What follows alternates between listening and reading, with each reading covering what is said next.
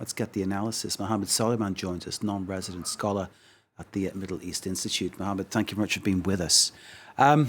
What do we take from this then in terms of the recalibration of the US-Saudi relationship? As we have seen, President Biden made it clear that he wants to have a direct line with the Saudi king, not to the heir of the Crown Prince Mohammed bin Salman. And we have seen that during the campaign, we have seen that in the transition, and it was made clear by the fact that President Biden will speak to King Salman, and Crown Prince Mohammed bin Salman, as defense minister, spoke with General Lloyd Austin, the Secretary of Defense in the United States. This won't affect Mohammed bin Salman's status within the Saudi establishment, though, will it? I don't believe that this will impact his status in the royal family or in the government. Crown Prince Mohammed bin Salman is in line to be the next king of Saudi Arabia.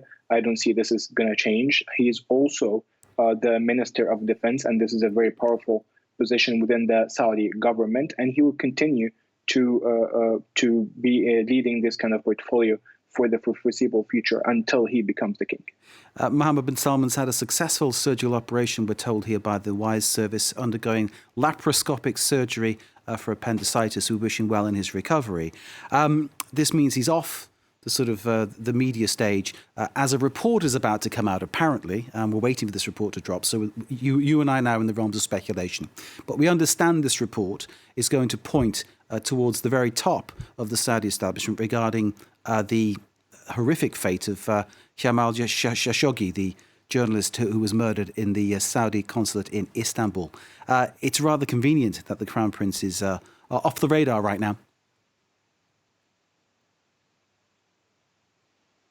We don't know what's the content of the report. As you mentioned, it's a matter of speculation at this point. But when it comes to the report impact on the US-Saudi relationship, I don't believe that the report will lead to a change in policy. It might lead to change in tone. I can see that. And it's also hard to see the report, whatever the finding would be, impacting the career track of Crown Prince Mohammed bin Salman within the Saudi government. Indeed. Worth reminding people, too, that Jamal Khashoggi had also become an American citizen. So it's another layer of complication on that story, already horrific as it is. Final question, Mohammed Salman, to you. The stance of the Biden administration now, it's going to be very different from that of his predecessor, Donald Trump. Do you think this will have, well, implications not just for Saudi Arabia, but across the Middle East? I think President Biden is very clear. He wants to recalibrate the U.S.